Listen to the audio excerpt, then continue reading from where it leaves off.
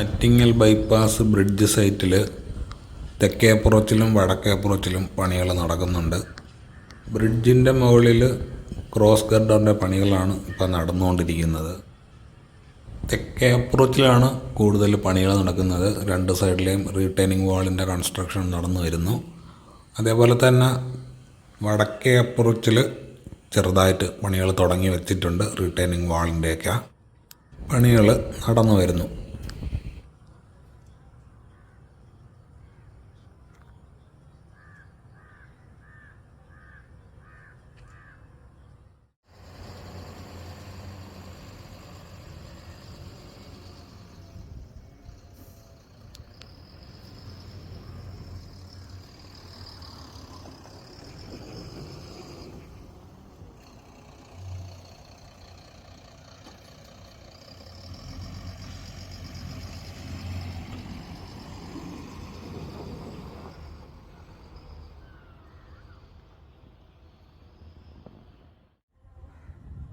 കുറച്ചും കൂടി വടക്കോട്ട് വരുമ്പോൾ കുടവൂർക്കോണം ഓവർപാസിൻ്റെയൊക്കെ അടുത്തായിട്ട് സോയിൽ ടെസ്റ്റിംഗ് ഇപ്പോഴും നടന്നുകൊണ്ടിരിക്കുകയാണ്.